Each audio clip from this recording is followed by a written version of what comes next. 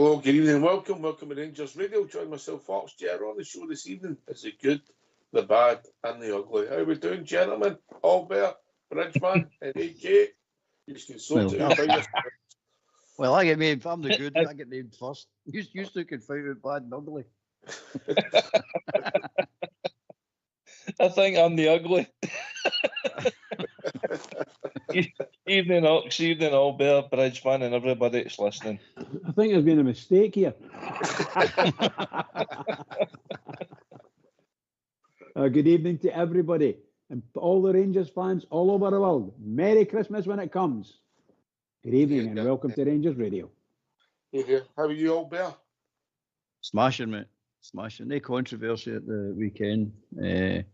Penalty still a penalty. Cheating still cheating. There was one pub and they never advanced and only tango. That was a bad controversy. Oh, that was a disaster. How are you, AK? A fruitful weekend, shall we say. Moved up into second. That Aberdeen bubble as well and truly burst. We're really naming up top now. So just run us through the first 5 minutes of the game then. How did it start for you? It started bad and ended worse. Okay. How are you, Bridge? I'm okay, pal. Thanks very much.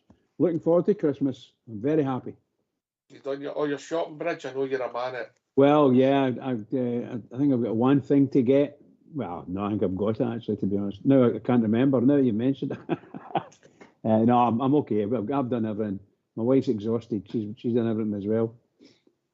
Just remember, don't forget the batteries, Bridge. I don't know why Fox told me to tell you that.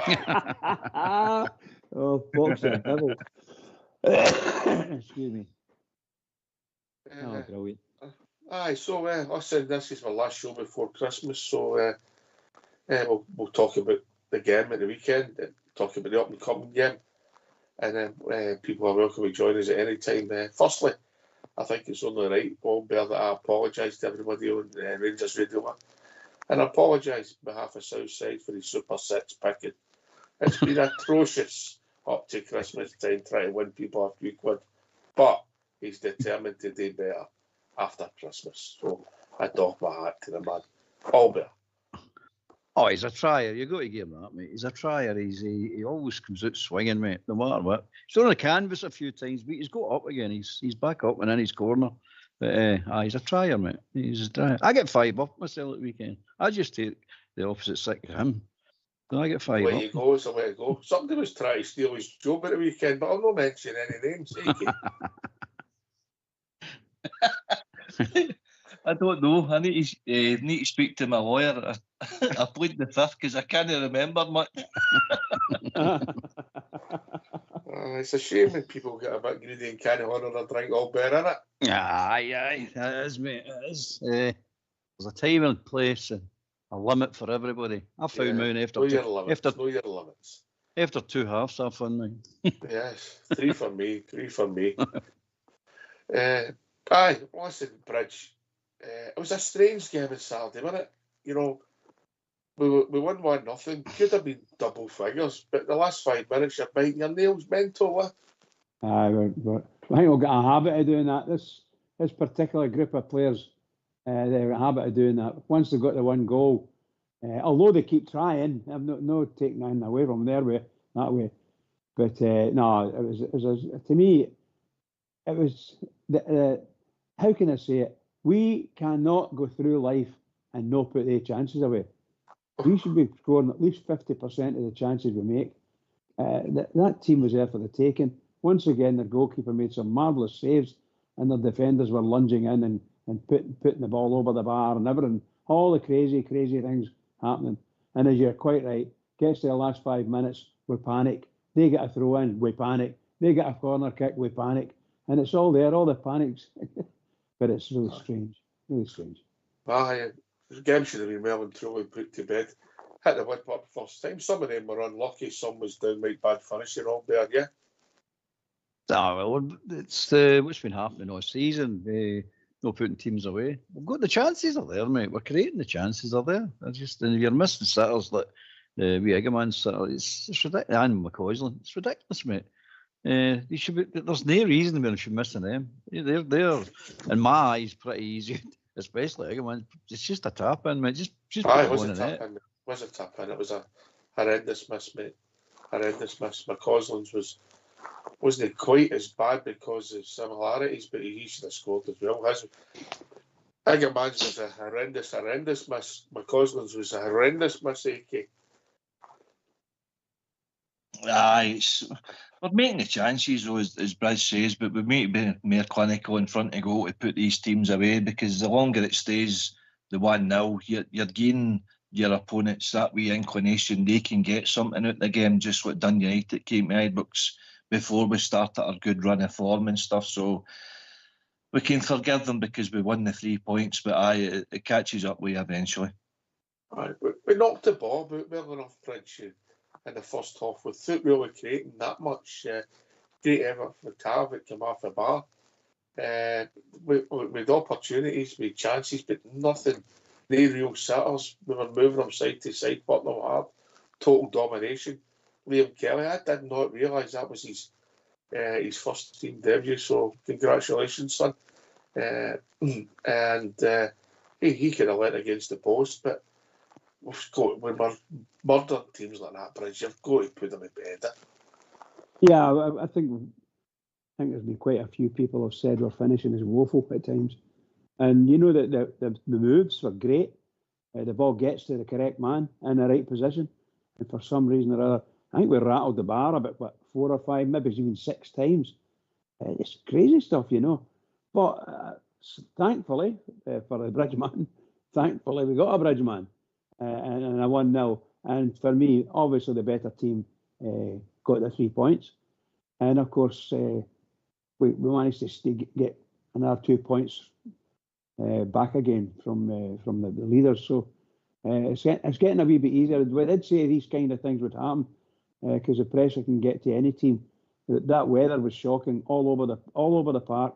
It doesn't matter when, but every game that we've watched, even down your area, have been affected by the weather. Some of the play, but I thought Rangers were play-wise. We can't complain too much. There was a couple of incidents where the 2 players crossed each other, sort of put each other off to all intents and purposes. But no, we could easily have scored. Aye, I think the dummy, and then it was left with no that's dummies on the exactly ball. it. If that makes sense. That's exactly it. Oh, we lost Albert. No, I'm here, mate. All right. It's just composure to me, mate. It's Bridge was saying there, he's right. It happened more than once as well. Players running into each other, tackling each other. You're saying, what's happening here? You sort yourselves out. It just seems to everybody wants to take charge, which is a good sign. But the football brain needs to kick in, mate, at these points. Who's going to take the ball to shoot? Who's actually going to dummy the ball for somebody else? That sort of thing. And the breakaways especially, mate, they really need to sort them out. You watch that Liverpool there the weekend, they show you how it's done. When you break away, that's the way it's done, mate. When you're outnumbering the defenders, you just give them no chance. We weren't just breaking away, Albert. We were getting through with just in a simple pass. People going offside, line choices again, yeah. Yeah, it's that sort of stuff, and it's got to be worked on. I didn't think professional football players would get themselves in such a pickle when they've got such an advantage going through and goal. But they seem to get more confused when it's like that. When it's only like 1 or 2 choices, they seem to do better. But it shouldn't be that way. You should be able to pick the right ball at the right time. These are goals, mate. There's no doubt about it. They should be putting them away. And you're not going to do much if you don't start putting these chances away. Yes. But we're playing decent, and even in the bad games, which that was a particular bad game, we still played decent. Aye, we won it. It was a strange game. Listen, it could have been 1-0, and as I said, the last 5 minutes you're biting your fingernails, but it could have been double figures. As mad as it seems, yeah. Yeah. You're looking at. I mean, that. I don't know about anybody else, but you're sitting there in that horrendous weather. You've got to fight through that weather to get there. And then you sit there, the teams come out, they set up, and you look at that Dundee, and it's 5-4. Oh, you're like, oh no, here we go again, another day of this. And at half time, you're just saying, God, I would quite happily go up the road, man, and sit rather than sit and watch this Dundee team trying to stop football, starting to just kill the game. And it's dreadful, mate. It's a horrible day. It's freezing cold. It's windy. It's rainy, and you've got to get home after it as well. And you're sitting thinking, what am I doing here? They chase people away from football, mate. You don't fight through weather to sit and watch that type of football. No, I mean nobody's. So when you're getting people now and the weather's like that, they're thinking twice about going to the games. They're thinking, what am I going to do? But I know exactly what's going to happen here. It's going to be a 1-0, and they're going to sit with everybody behind the ball. So who wants to watch it? Nobody wants to watch that type of football, mate. Oh, no. I know, I get you, mate. I get you, but the weather, it's an advert for summer football, if you're honest, you know. Right, so we're the piece. I thought personally, once again, Raskin was the guy, our best player, without being outstanding, because I don't think anybody was particularly outstanding. The defence were under a lot of pressure. I thought Jeff did one of his poorer games for the last few weeks, Bridgeman. He looked as if he was a wee bit void the energy. I'll be polite when I say that. Void the energy, Bridge. Yeah, you said some wise words there. The game was, the weather was atrocious for both teams, but I think all Bears' words ring true. You watch a team playing 9 men in their box and 2 just outside their box, and to all intents and purposes, that's the way they played the game for certainly the first half anyway. And really and truly, who on earth wants to go and see that type of football in this day and age? I'm afraid there's very few people, although the crowd at Ibrox were loving the attacking. I love Rangers going forward like that. Really, to come up against that type of defence, huge, and they looked at them as well. But if they want to play that way, then I'm sure they might. I think another league should be created for teams that want to play that way. I mean this in all honesty, because that type of football is not Premiership football, is it? Really and truly, there's no openness in it at all. And I know teams like to defend, but seriously, when they get the ball, they end up back in defence within seconds, you know. And it's just mountains of people sitting on the 6-yard line, and any ball that comes in, they're clattering it away. Don't care where they go, it doesn't make any difference. They just get it away for the goal, and that's all they do. Their goalkeeper, as I say, I thought he'd made a couple of nice saves, and I don't know if it was a new keeper. I think he was, but they did make a couple of nice saves. The rest of them, well, what can I say? The Rangers should have. That could have been 10. That could have been 10. And all in all, if we'd have take our chances, and we need to start doing that. We need to start doing that because we've got a long number of goals to score to catch up with the team above us. Yeah, well, it turns out to be a decent day as far as the league's concerned. But listen, I thought that there was nobody really played badly all there, if that makes sense. But I don't think people reached some of the heights. I thought they came past the Danilo by a bit. Iggy man flickered in and out. Tierney get man of the match, maybe because of his goal.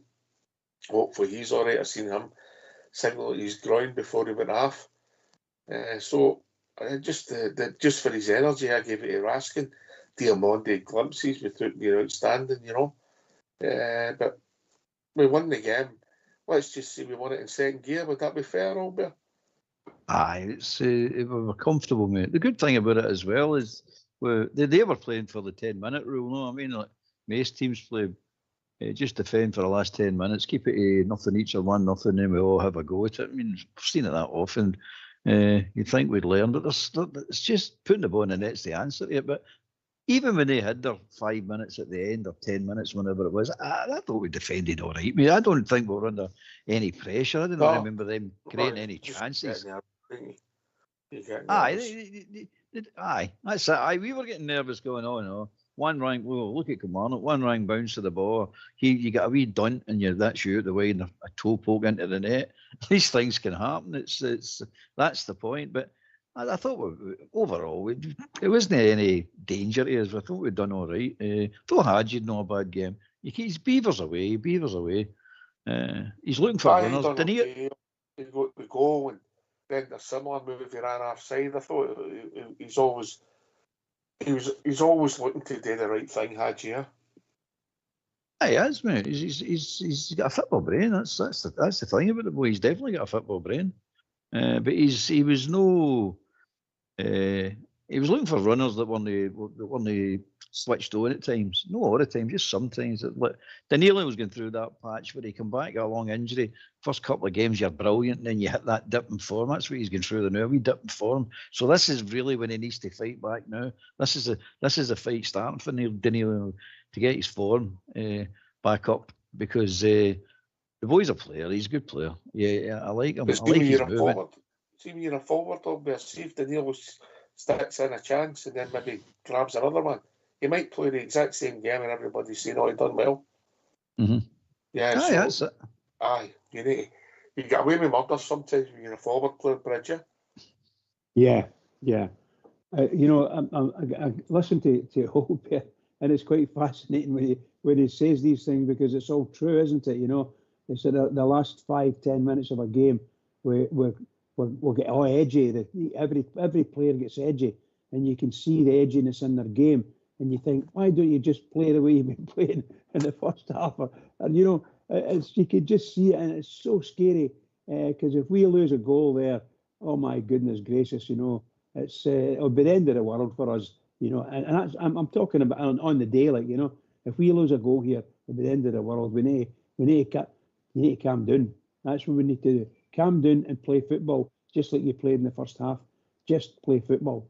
But no, as Albert says, they went the last 10 minutes and it's all gung-ho right down to the Rangers end, put the high balls in, all the usual nonsense, and then come away and say we were unlucky. That's what they were saying. We were unlucky at Ibrox. We held them to a draw for all that time. Do you know what I mean? That kind of nonsense, Wait a minute, what game is it? Just rubbish. Sorry, Oxley, I do apologise. Yeah. Listen, 3 points, that's what it was about. It wasn't great, 8K, but we got the 3 points, yeah? That'll do for me, mate. Go tap the second tap of the league, go above Aberdeen. They lost. Celtic thing, dropped points, so aye, Merry Christmas. So we've also been joined by the one and only Southside. Evening, Southside. Evening, Ox. Good evening, gentlemen. How's everyone? I'm good, mate. I'm good. Aye. Nice weekend, decent people. Honour my booze. I'm fine. You? Aye, it was an eventful night, wasn't it? I had to go down the day and apologise. I get summoned down to the establishment we ended up in. I had to go down and apologise on behalf of Big Trumpet Head. But apart from that, Albert, as you know, it was not a bad night, wasn't it?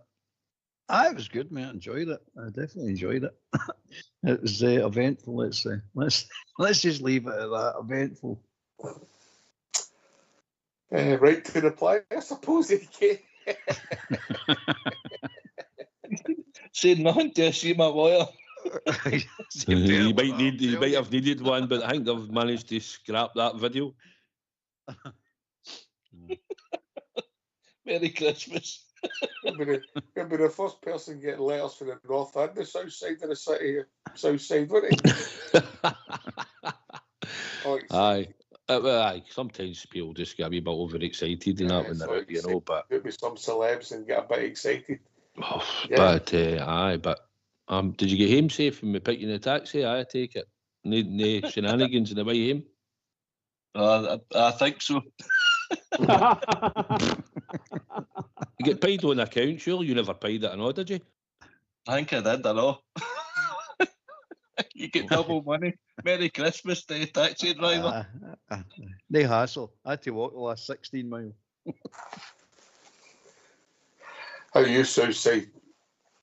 Aye, all right, mate. Not bad. I'm getting there. See, we've managed to get second, as we said we would. So it's time to go hunting now, isn't it? And keep the hunt on. So you can do things, and obviously we win our next 3 games. Momentum could be stranger things have happened, mate. Well, it's all about momentum, innit? I thought it was shocking watching that game on Saturday. The minute we kicked off, because he obviously won the toss to change his run, minute he shot into the Copeland. And as soon as we kicked off, it just went straight into a back five and a back four instantly, and didn't really want to come out of their shape. And he's got a cheek to say, I thought I was going to get something the other day. Seen the amount of times the goalkeeper took wasting by kicks, and I mean, he was still doing it when they were 1-0 done, because they're still thinking until that second goal goes in, their game plan doesn't really need to change that much. They'll just try and hang in and fling the long throws in and hope something drops in the box and they can snatch something. So Ignaman was shocking. If that'd been Dessers, the whole place would have booed him. Honestly, wee man should have buried that. That was terrible. By the way, for a handful of people that go with Dessers coming on, I don't like it, mate. No, it's not a good look. It's no, listen, he might not be the best, right, as we all know, and we've all had a wee pot shots at him. But at one point, he was the only guy fit and ready to turn up every week for his job as a striker. And he was doing, he'd scored 7 and 9 until he sort of just went right off the boil. But no, listen, he was unlucky with his shot, hit the crossbar.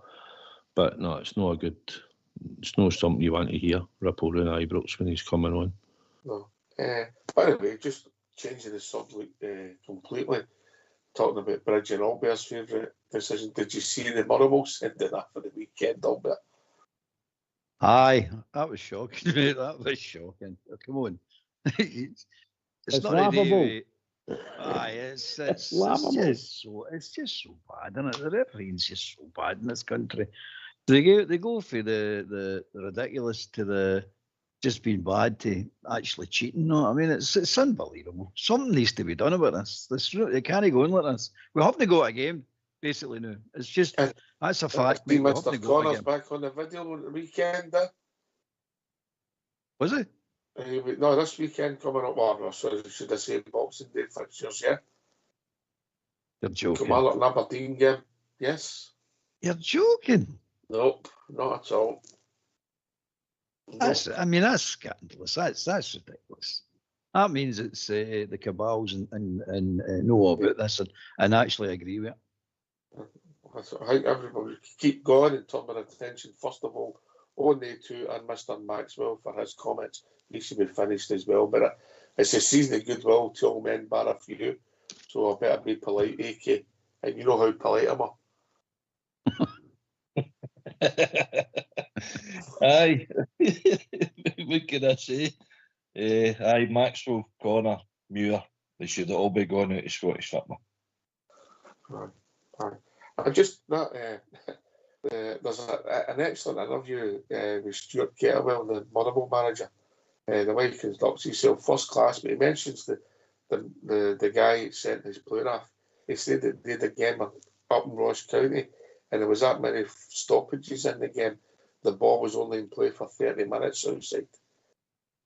They're actually killing the game, our officials. He said he's done it a couple of times in games when he's been refereeing their games.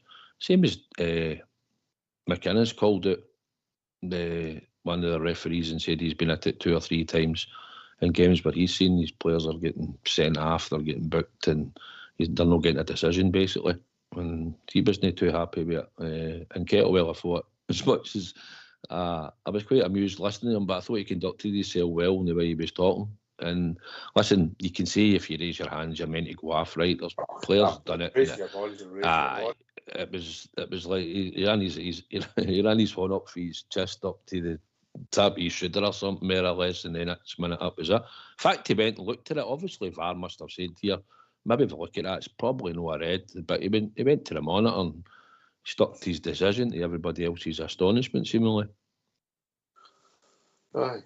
So what happens then, Bridgeman, if that gets overturned and that referees gave it, checked it, and then it gets overturned? What does that say about that referee? Because he's had the chance to get himself out of jail, hasn't he? I don't want to get our wee radio station into trouble by saying things as controversial as what I was going to say. Seriously, it is not. No, it's not acceptable. It's just not acceptable. And I think that you're seeing now things that I pointed out. But as soon as there's an uproar about a particular decision, then there will be others, and it's always followed through. And then people start to see overall what the refereeing's like, and the quality of refereeing, the particular decision making as such, is just horrible. It's just horrible in this country. You know, there was runners when our boys were running up the park. There was people trying to grab their arm to slow them down or stop them. And yes, I'm thinking, why are they not booking it? Why are they not booking him? That's obviously an attempt to cause a foul or whatever. Get all that out of the game. Stop him. Just stop him straight away and book him. Free kick, booked. And what was that for referee? It was for pulling. Done.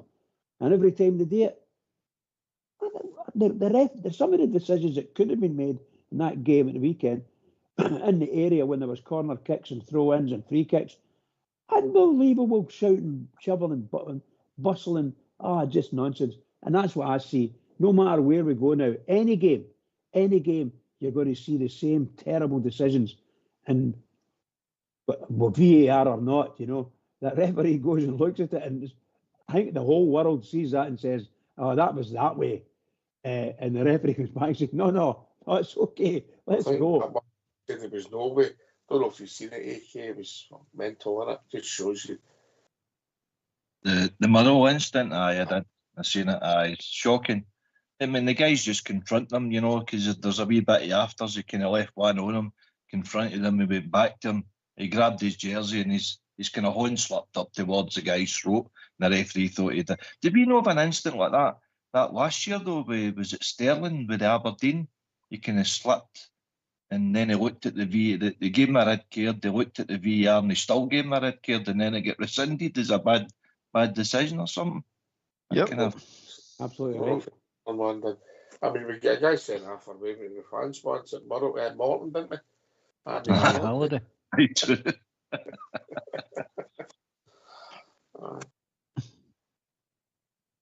Did Candace not get sent off for celebrating or something at St Mirren and all? Candace, was it? Aye. When he scored against St Mirren. Aye. And then he got a red card. The centre half punched him in the face and all that. The Ferdinand guy, was it Ferdinand? He punched him in the face and all when they were walking off the park. Nothing done about it. Nothing said about it.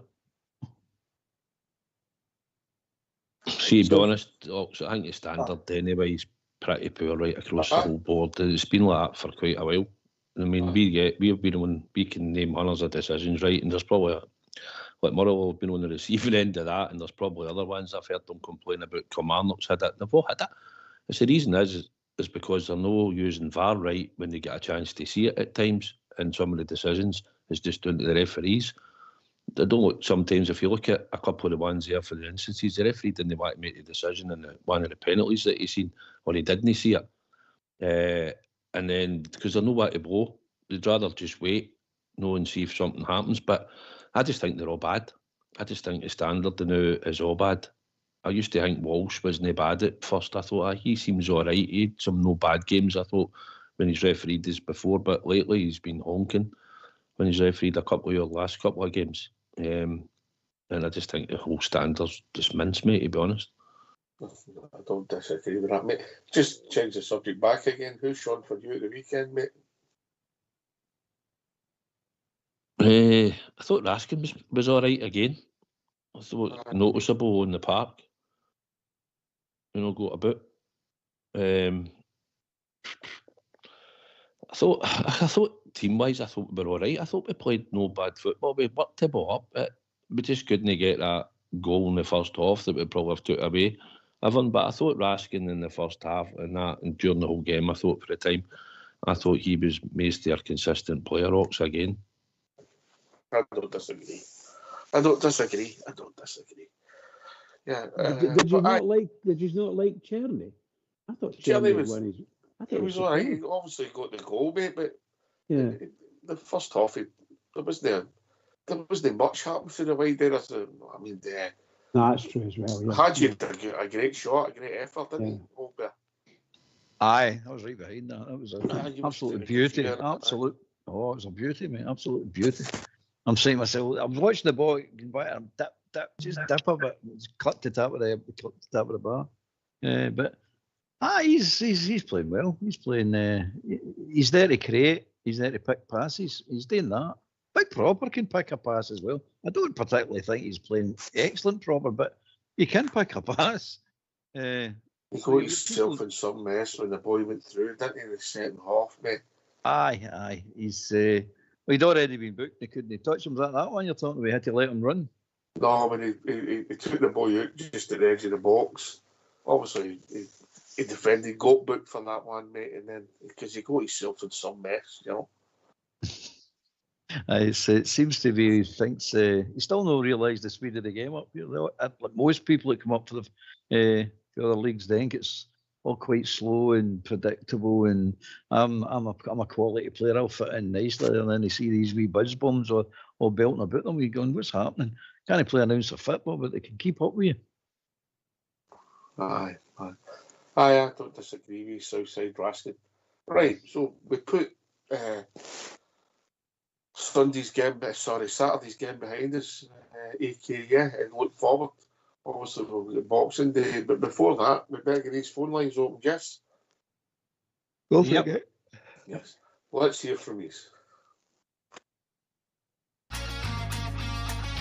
Why don't you give us a call on 0141 356 1972. It's your show, it's your platform. Let's hear from you.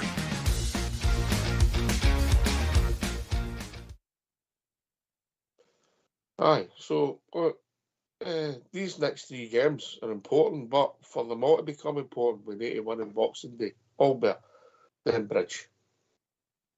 Aye, one at a time, innit? So it's Boxing Day next, it's St Mirren away, isn't it? So that's next for me. You try and no look too far ahead, mate. It's no point, it just puts pressure on us. And I think Clermont's got that into the players now. Don't bother about what's coming up, just bother about the next game. And the next game, it's going to be tricky down there as well, especially if the weather doesn't pick up.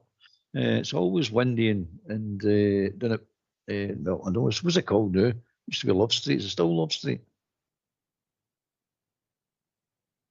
St Mirren Park, the new St Mirren Park, isn't it? Is that what it's called, Bridge? Aye. Well, Love Street was, in fact, St Mirren Park. Aye, so it's one of the ones. They'll make it difficult as normal, like the odd day. They usually try and play a bit of football St Mirren, don't they? They usually try and play a wee bit, but I've seen them sitting in as well. So we need to win it. It's as simple as that, because we've said it before, but I'll keep on saying it. We're in a title race here, mate. And it's now starting to hot up. It's starting to be a bit interesting when you see the Invincibles are not quite the Invincibles they think they are, or they think they're this all-conquering team that nobody can get near. Well, it's not quite true, is it? They're as vulnerable as any other team, so you can get them. And if that's the case, it's a title race. It's on, mate. It's definitely on. As far as I'm concerned, it's on. It's mathematically impossible. It's on, mate. Well, to do that, mate, they need to take 9 out of 9 and then see what it takes us. Bridgeman, then AK, then Southside.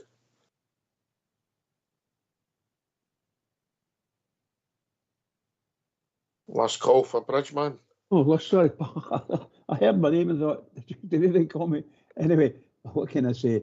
St Mirren, tough game. Always a tough game at Love Street. Unless, of course, we score 3 goals in the first 10 minutes or something like that. And then that makes it a lot easier. But we're always they're always up for a fight.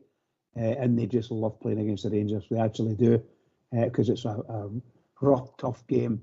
You know, sort of everything above the grass is legal tender, you know, for booting. So that's the way I think about St Mirren. I'm no keen on their manager. I'm not keen on their club. I'm not keen on anything about them. But they will give us a game, that's for sure. And they will obviously want to take something away from us from that game. We need to be on the ball. It's the next game. It's the biggest game of the season for me. And we've got to do it. No matter what happens, we've got to do it. And if we get the 3 points out of that, we're winning. We're winning. That's what I say. AK. Aye, well, listen, we've put ourselves in a predicament at the start of the season. It's obvious. We've chased down one of the teams above us, we now need to focus on the other teams. As Southside said earlier there, it's game on, and but we need to be perfect now.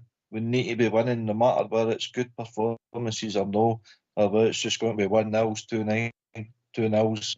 It's the victory, it's the 3 points that's important. So 6 points before we play them, see what they get, and then we've got an opportunity to bring it back to 6, and then it really is game on.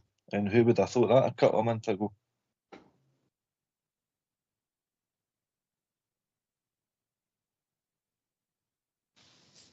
St Mirren will come and do what they usually do, innit? Play percentage football, not go on ball out for seconds. And they'll probably play off throw-ins. I think if somebody takes a long throw-in for them. So that's what they'll be about. You'll have them set up well. As long as it's not too windy that day, because wind does affect games. But we just want to get down and get 3 points. And it'll be as easy as we can make it, hopefully. And it is about getting the 2 goals early as you can. So I'm looking forward to the game when it comes along in Boxing Day. But 3 points is a must in all the games going forward, as we've always said anyway. It's about winning, but we need to keep the momentum going. And if we can score a few goals, that'll help the goal difference and all. So we need to keep that. We need to keep piling a bit of that, chipping away at that for ourselves to keep it going. But 3 points, mate. I think we know what they're all about. They will be well set up, but we've got to break them down. Aye, good point, mate. First and foremost, it's about winning. You hopefully get goals and then you hopefully get performance, but it's about winning and see what it takes us. Aye, the weather can be a factor at this time of year, but if we make as many chances as we did on Saturday, Albert, we shouldn't have a problem, should we? Providing we take them. Aye. This is the problem. It's been all season and it's no there as much, but it's still there. There's chances it just simply we should put away. And I hope he's working on it with them, because it definitely needs work done. But that's the case. But if we play the same style of football in the same tempo we've been playing, no bother. Absolutely no bother. I don't see any problem whatsoever. It's when we let the tempo go and let it drop, that's when all the problems start. Walking football. I thought some of them were walking football games sometimes with Egerman at the weekend, mate. And I've liked the boy, but I thought he showed some of his inexperience with some of his decision making, and he'll be better for it, I hope. Yeah. Oh, that's that. You've got to play him so you can get all that ironed out. I mean, you don't get experience without playing. It's as simple as that, isn't it? It's like the other boys. They'll never get experience unless they're on that park. He's got talent. He's definitely got talent. You see it, and he's full of confidence as well. He's robust as well. He's got a lot of pluses going from, but inexperience is a big negative for him, as it is for any young player. But he'll work it out. He'll get better, the boy. You only can see one way for that boy is up. Whereas the boy Dessers is at 30. Was it 30? I mean, he's still trying to learn the basics at 30. It's not going to happen, is it? No. AKFC, it's been rumoured and nothing official, of course, but Adam Devine and Lowry could be good at the club, or they're looking to get clubs. So that's an Indian era with that generation being busted up, and many of them have really threatened the first team consistently, have they, if we're honest? No, you're right. And baby, could you blame the boys? No, you couldn't. So they've got a professional football career. If they've got any ambition to do anything in the game, apart from they made themselves a few bob, obviously, staying at Rangers, but where's your personal ambition? Go and get first team football and make a career at another club. Wish them all the best and what have you. Certainly no hard feelings to them, but they've been picking up a wage for long enough, and freeing up that money hopefully allows the gaffer to bring in the players that he's looking to strengthen the squad, because we've spoke about it before, the centre-half position, maybe another forward or that in there. If we can get money to, strengthen our squad, then good luck to the boys. Aye, but when they get to a certain age, if they're no challenging, we've got to get them in the door quicker, aren't we? It's a downside. But again, if they've got these decent contracts, it's not going to get matched. financially they're going to get advised to stay, but it's not always the best for their career, is it? Young Lowry, Oxchair, young Lowry, he started off with a bang. It looked really good. Never seen it, Rich. I never seen it. Well, I'm talking about the first couple of games. He looked good. I thought so anyway. It wasn't alone, but my goodness gracious, how fall from grace for that boy. I just don't know where the talent went to. Maybe it was never there in the first place, and it's just people like me looking at it and thinking that's quite good, I'm just shocked at how that boy, because he'd been out on loan for a couple of seasons, on and off, isn't he? And still not made it. It's amazing. And I thought he was a good quality. He looked a good quality midfielder for us, but it never happened. It just never happened. Sadly. So I believe that him and the boy Devlin are going to try and get moved. Divine, sorry. Sorry about Jeez, well, don't say that. I'm struggling with Kelly's playing for the Rangers. Never mind. I think that's quite good. I think that they two, I believe they two are going to be, the club's going to be looking for teams, asking them to go and find a sort of team, or indeed they're open to offers for the two of them. I don't know whether the club's going to do it that way. I don't know what they're going to do. But it doesn't sound too good for them anyway. Time's up, innit? Southside, innit? There's a few of them. They're going to move on. Aye, it's going to look that way. Adam Devine, I think, will probably get a club. He's a decent young boy. He's come in, tried his best when he got a chance. Just at that time, he wasn't going to move to have. He was ever present every week. So he doesn't get much game time. He try and progress himself into the first team, then goes back to B team games and all that. But I think somebody will come in and take him. He's been on loan at Motherwell. I think he'll think me. And Alex Lowry's a special talent. Boy's got everything. He's got everything that you want in a football player. It's just for some reason he's maybe been questioning certain things about his game. It could have been attitude and stuff. I've heard him saying before in an interview, to do with attitude and all that. So we'll find out going forward. He's a special talent, and if you can bring the talent out in him, he'll go and have a good career. If it's anything else in the background where he doesn't work hard or his attitude isn't maybe wrong, then it might hold him back. We'll wait and see. But I think there'll be a few clubs that will take a chance on him. We always take a chance on ability and talent and see if he can. Everybody will say, well, I might get it out of him. So I wish the two of them the best if they move on. I think you'll probably see that they will get clubs and we'll see how they progress.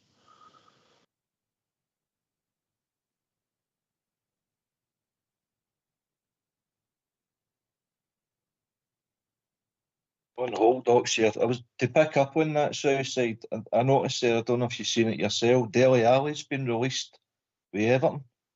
I mean, that's a boy that had the world at his feet at one point, didn't he? And then he just completely kind of lost pace, the place or guidance or whatever. So it can happen, and that's a crying shame for a boy with that ability. I don't know how old he is now, AK, but when he was younger, he was a storming player. So it looked great, and obviously whatever happened to him happened, and the fall from grace was enormous.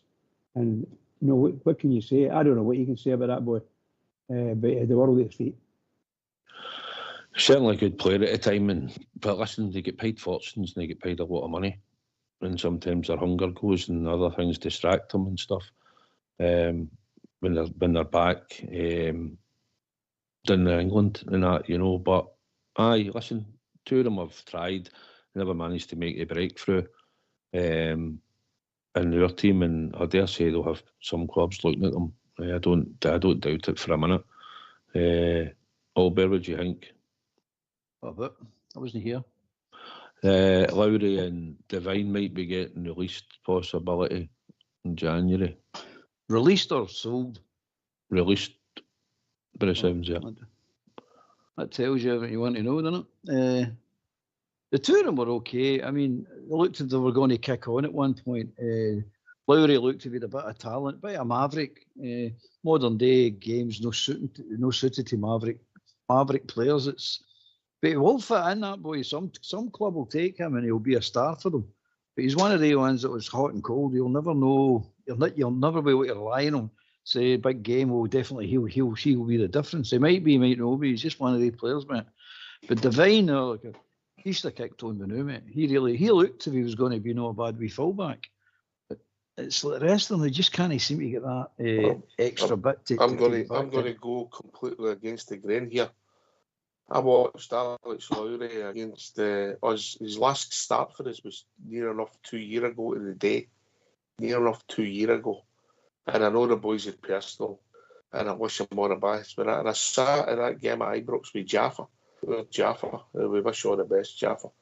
He's dealing with some stuff just now. But Jaffa, in a tournament, I said he played in the left side of midfield for us. And I told Jaffa then, and if Jaffa was on, I said he'll never make it at the top level of the game. You need, the heart has to be in the dug, and his talent's not exceptional, mate. And he's no get pace. Yeah.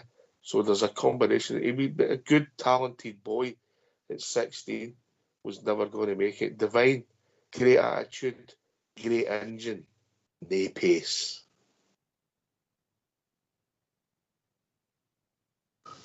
Can run all day, but no pace. Very, very one-paced. He might develop playing more games. No, at that age now, you're not going to get quicker, mate. If that was the case, sprinters would get quicker and quicker and quicker. Yeah, he's 21, 22. Aye, they're no boys. They're men, aren't they? You're a man, you know what I mean? Lowry's got amazing talent. I mean, he was a standout in the B team before he was getting brought in. And I agree with some of the things you say. He didn't get to play in his true position when he came in. None of them did. McCausland gets parked out in the right wing, you know. But they want to play, and they've been there for long enough. Most of the boys still all through that B team or support the club. Which, and at the end of the day, they might come in and let you down the odd time. But how many of our players that have been out and bought and spent millions of pounds on have let us down? But I just the problem I've got is that there's a gap, and you're going to get the odd one that hurdles the gap, but the rest of them there has to be a bridge to get them across it, and we've not got that bridge, because there's the numbers progressing in the whole of Scottish football. It ain't there, mate. No, it's no. It's definitely no, mate. If you could find out how to bring them to B team to first team players, you'd save yourself an absolute fortune. All clubs would, but nobody seems to know how to do it. They get to a certain available, level. Mate. I'm available. And I could, while I'm there, I could tell them how to work on the 4-on-1 finishing, yeah? Aye. Oh, well, that's a football brain, mate. It's a bit of cool head and a football brain. That's what it takes. But anyway, if you could actually figure out what's wrong with these boys getting to a certain level and can he make that step, it would save the club absolutely millions. Mate. I put it down to the boys themselves. I don't think there's any attitude in these boys. They're just nice boys, and that's what they're going to go through their playing career as nice boys. They'll get clubs. They'll play at A level. What level I don't know, but they will play at a professional level. They'll make a living out of it for a while anyway. But they're definitely going to have to look for employment after their career's finished. Not one of them's going to make enough money to retire. Lowry, I agree with Southside. Lowry's got skill. Devine's got some engine on him. Can run all day, up and down all day, but no pace. Just my opinion, what I've watched. AK. It's hard to disagree with you, Ox, to be fair to you. It's down to players' attitude as well, though. As Albert says, your motivation has got to be there to improve. You know, it's all right getting your first professional contract or that, but even if you get knocked back, we'd lose Ferguson on our book that our coaches deemed no good enough. But rather than, he'd done and that was him, he was done with football. He went with the attitude, I'll prove he's wrong. I'll make myself a name in football. Went to Hamilton, improved. Went to Aberdeen, improved. And has now got his big move to Italy. So there is that element there with the player's attitude, character, everything. It's got to be the full package. As you say, Alex Lowry, great ability, but he has deficiencies in his game that he's no improved on. so he's not got to make it out of club. We demand these standards, and unfortunately the gap between that B team, the academy, to the first team is too big. It's still too big, and that's a problem that we need to try and solve. How we do it, I don't know, Ox. They might need you in there after all. I've got to get him game time. Simple. I've got to get game time. Southside, do you think the 9 subs is actually working? Chris Carroll with 9 subs? I think when they had the 9 subs, it might have gave you, if you put some of your boys on the bench, it would give you a chance to try and give them 15, 20 minutes in a game when you should be winning 3-4 in the Ibrox. You know, then you can get a chance to do it. It probably helps if you've had players coming back for injury. Like we've got Cortez and Matondo, so they can go on the bench, and should the game be all right, that we can give them game time, then it probably benefits us to getting them on the park with the 5 subs. But what did Cortez take out the weekend then? He'd been as well doing another training session, wouldn't he? Aye, he'll get 45 minutes in the B game. But what I'm saying is, on Saturday afternoon, he might as well went and done another training session. Aye, but the game was at that stage where it was only 1-0. We'd missed a couple of chances, so he might have had plans to bring him on, but maybe thought no against it because of the scoreline at 1-0, and used the subs that he used. Aye. Well, I don't know. The 5 subs. The 5 subs. It just gives the referees a bigger selection of players to book. I was just going to say that, mate. Here's a radical thing for you, Albert. You can make a substitution, but you can't take somebody that's been booked off. Aye, as a rule. Is he going to make that a rule? What do you think? Aye, it might work, mate, because that's what they're doing. He said it before. They're just getting players, are getting booked, and then they just replace them with, like for like. But you've got five times you can do it. You know what I mean? So you get 5 players booked, unless it's beaten right enough, and you books 8 players. So you're not enough players to swap round. You need to bring the whole squad and the B team for us to swap players around. Wow, just incredible. Carry on. I think that's brilliant what you said there. Absolutely superb. And I've been mouthing a lot of things. I'm highly critical of the referees, always have been, and particularly the modern day. It's just dreadful. They've got a marvellous electronic system they can work with, and they can't work it. I don't know whether they can't work the system, or they're just totally incompetent, or the worst, they don't want to use it to its best. And I think the latter is more towards the referees. They're giving they're making out that they're depending on VAR for decent decisions. A lot of rubbish. They're not allowing VAR. I'll say it again. The 2 people were in charge of VAR last week. They're either incompetent, they need their eyes cheated, they're under so much pressure, or they cheated. Or 100% cheating. 100% cheating. It's going. We saw a couple of incidents this weekend alone, and the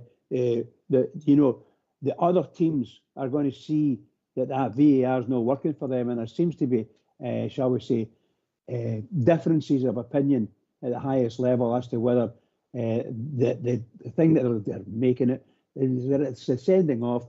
We spoke about it earlier, but that was unbelievable. So these things have got to be highlighted to the powers that be, to ask the powers that be, are you competent? Are your people below you competent? Who are the people that are making these decisions that looks like everybody in the world can see except the referees? And the referees have got a whole electronic system to back them up, and they still get it wrong. I can't believe it. That's the way I feel, and I dare say there's a lot of folk feel the same way. You've got all the technology in the world. You can't be using it right if you're getting the wrong decisions. Well, that's the point, isn't it? They're not using it. In the cup final, that's what happened. They just didn't use it. Just bypass it. Didn't suit the agenda. No, it didn't suit the agenda. So that's only one thing, mate. That's cheat. That's just cheat. Make mistakes. That happens. You can't legislate completely against human error. That's just part and parcel of the game. You've got to accept that. I mean, you're actually just blatantly not using the equipment. It's there. And then shouting about decisions that you want to see that's actually not happening. That's just cheating, mate. You can't. The game is gone. I don't know what he's think we've still got a game here. We've not got a level playing field, and most of the teams know it. They just don't want to do anything about it until the rest of the league sober up and try to start going, well, hold on a minute. This is costing us money here, actual money, because we've said it before. Sponsors are not going to sponsor this much longer. And these betting companies, as you said, they're going to start asking questions about this and saying, hold on a minute, are these games being fair? Are you telling me somebody could have a legal claim about last Sunday's game? Absolutely, mate. Interesting, Albert. Interesting. Oh. Maybe that's what's doing the Southside Super 6 every week, Albert. A low blow. I never really thought of that. The whole world's against you, Southside. I just thought it was me. Sorry, did you say something there? That's when he's Southside's complaints department. You'll get back to you on that. Aye. You'll be getting a trip to HR any minute. Oh, I had my trip to HR. I know. And you get stood down. Oof. And your back is like Frank Connor. Stood down, put it back. No. Yeah. I got condemnation for telling the truth. Yes, mate. Just briefly, I can remember something for last season that Linda actually said to you. Going to say for Saturday night. I said no chance. No, I can't remember much of that. But no, last season Linda said, now you're on about the comparison with the VAR and the incompetency of the officials. I think there was a period in the season where, just say we get 10 penalties, 8 of them were never given with the officials. I had to go to VAR before they were actually given. So we've got incompetent officials on the park. Right. If you done that your job, you get your jotters, wouldn't you?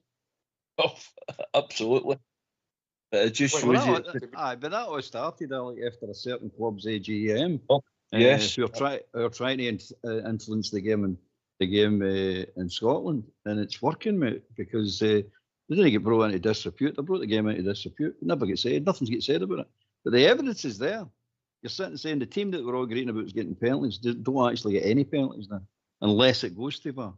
But every other team can get penalties. Some go to VAR, some don't go to VAR. But all Rangers penalties go to VAR now. All of them. So you sit and say, oh, it is interesting, mate. It's really the evidence there that people want to know, that journalists, no real journalists, want to actually dig in. Come on, Albert, that's too much. Maybe an international break, you could do a list for us, Albert. Well, funny you should say, I've asked Santa for some graph paper. He likes that square stuff, not the 1 centimetre squares, Southside. He likes that. He was way ahead of his time. He was XL before XL, Albert. Aye, 100%. I had the X, never the L, but I was at the X. Only XL was his underpants, AK.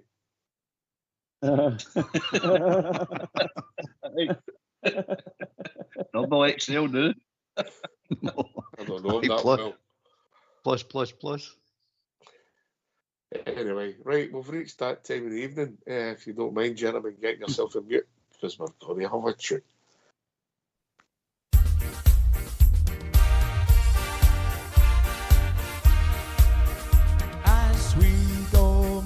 Down the Paisley Road, the west, the doors and the windows open wide.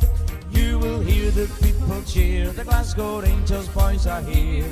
It's Glasgow Rangers for me. Blue is the colour, football is the game.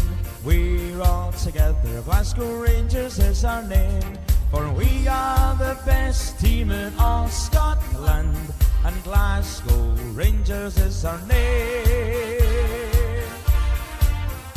So bring on the Celtic, your Hibs and Aberdeen, your Dundee United, we're the best you've ever seen.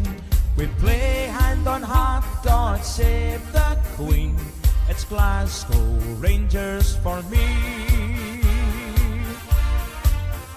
As we go marching down the Paisley Road West, the doors and the windows open wide, you will hear the people cheer, the Glasgow Rangers boys are here. It's Glasgow Rangers for me. Blue is the colour, football is the game. We're all together, Glasgow Rangers is our name. For we are the best team in all Scotland, and Glasgow Rangers is our name. So bring on the Celtic, your Hibs and Aberdeen, your Dundee United, we're the best you've ever seen. We play hand on heart, God save the Queen. It's Glasgow Rangers for me. It's Glasgow Rangers for me. It's Glasgow Rangers for me.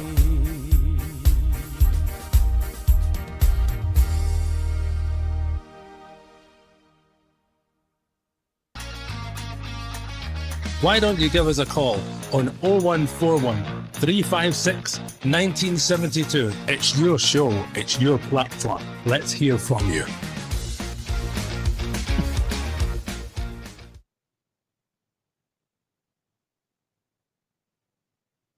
Play that one, Southside. Aye, it's a good wee tune, is it no? Aye. That's all right. Right, so we put a weekend behind us all, but we'll start looking forward, yes? Yep. Always Forward, mate. Always forward. Yes. But don't forget one the past. step in front of the other. Well, at least 3 out of 4 days could manage that on Saturday night. Anyway, so what's I going to say? Tomorrow's Christmas Eve, Christmas Day, and then the game's in Boxing Day. So there's a press conference a wee bit earlier than normal. So if you don't mind, get yourself on mute, and we'll hear from the gaffer. Philip, come on. St Mirren today went down to 10 men after 55 minutes, but still managed to get a last-minute winner over Ross County. Does that just show the sort of battling qualities you'll be up against? Yeah, we know that, and it's a team with a lot of physicality, a manager with who always prepares his team really well to go into the fight and to work hard for the club. So, we know it's going to be a tough battle there, that you need to compete in the battle, that you need to win the battle, and then you can show your football qualities. If you don't win the duels against them, you get in problems. Philippe, seeing on the duels, it's been noticeable over the last few weeks, though, that the team, especially in the middle of the park, are winning a lot more of those duels. Do you feel more comfortable, or do they feel more comfortable having adjusted the young players that you brought in the summer, having adjusted to the physical nature of the league? Of the league, I don't know if that's the case. Don't forget that Nico Raskin was injured how long? 8-9 months. So in the beginning it's impossible after that period out that you're directly at your best. So he's growing to a better level. Dio is here now less than a year, so he had to adapt to things. Yes, Bass knows the league, but he's also a young player who still can grow in things, and that's normal. And it's for the three of them. They're in the midfield. In that way, it's important to win the duels. It's an important thing in Scotland. But people always say this about Scotland, but in the Belgian league it was the same. In the French league it was the same. It's not that you don't have physicality there. That it's you need it in every league. In the Premier League, if you don't win the duels, they run over you. So I think in every good league, it's a big part of football, an important part of football. But of course, there are also a lot of things with the ball to do. But if you don't have the basics by winning these duels, you come in problems. It's not like in a Spanish team that can play just in between, balls in between. teams and then win games. That's not possible in this league. Backup Cherny makes another vital contribution, 10 goals I think for this season. How difficult is it going to be over the next period, very hectic period, to manage his game time, because obviously he's become such a vital player to the team? You want to give me questions already before this period? It's been a busy period until now also. So everybody's speaking now, and that's maybe because a lot of people have the feeling it's holidays now, that it's a more busy period. But look at the period that we had in October, November, December. So it's been a period like that also before. We will need to manage that. That's for sure. In that way, I'm happy that, for example, Ross is getting back. He struggled a long time with a problem with his foot, that he was not 100%. He feels better now. And I hope he can grow now also to release Václav in moments. We have other options also for the moment with Danny getting back, Hamza, Cyril, Nedim who can play in the three positions behind the striker, Yanis who came back. So there are more options there than in the beginning of the season, and that's going to be crucial. Ridvan who played a good role as a left winger also, so he can do that job also. So it's going to be crucial to have this possibility to make rotation with all the games coming in short time. That's true. Just in terms of the schedule, I mean, there's obviously no winter break this year. I think you're going to have, I think this week was your first free midweek that you'd had in over a month. I don't think you're maybe going to get one until the end of February. I mean, have you known a period as busy as this with games, and how do you feel just in a player welfare sense? You know, UEFA extending the group stage. How is that for you, having to manage your players over this period where there are so many games? It's the first time in history of football that this happens for everybody. So you need to have a squad that physically is ready for that, but also mentally is ready for that. So the more you complain about it, the more you give excuses. And I don't want to give excuses to the team, because they all want to play football. They all want to win things. This is the situation. So it's like you want to win a marathon and you only want to run 20 miles. So it's not happening. So those are the rules. That's what is decided. Is it good for football? I don't think so. And everybody agrees with that, but we need to focus now on ourselves and to be ready. And in that way can be an advantage in the group of players that there needs to be a rotation. So everybody who's on his toes and show themselves has more opportunity to get chances also. But then you need to have the depth in your squad also to keep the same quality. So that's going to be the challenge for us the next weeks and next month. Can I just ask Philippe, so obviously Leon missed out today on the bench, John's obviously going out for a few weeks. In terms of that, strengthening the centre-back area, if that's something you like to do, is Ben Davies obviously on loan at Birmingham, is he an option to perhaps come back? Is that an option that you could look to go down? I don't want to speak about those things because we didn't go in detail in those things inside the club yet. Can you dip into the funds to bring in a centre half with me?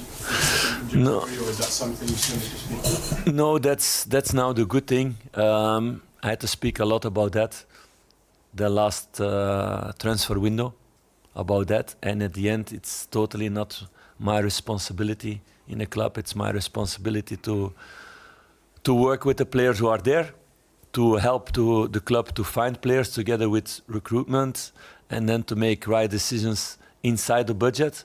But about the budget, I don't have any how to say this, any influence in that way. So Patrick is really happy to take that on his shoulders to speak with you guys about that the next couple of weeks.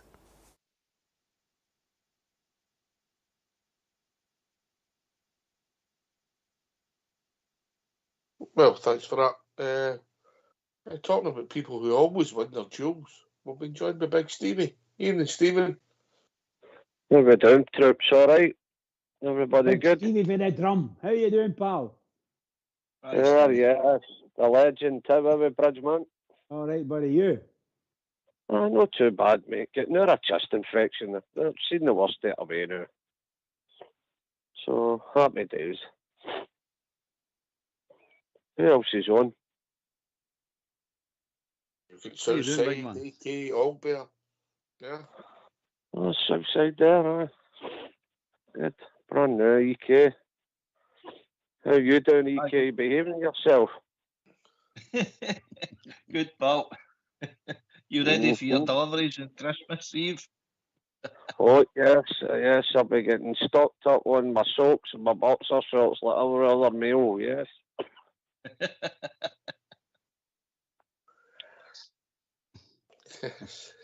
I was like Santa Claus the night, by the way. Southside left the house with 2 tickets for Love Street. You know, you want to see his wee face light up. Oh.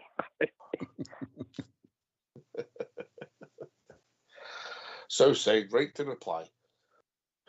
He did say keep it quiet, don't say nothing, so I never said anything, but obviously it's... At least I know one of you can keep a secret, you know what exactly, mate, exactly. You know the drill, don't you? No names, no pack drill. Don't make him laugh. It hurts him when he laughs.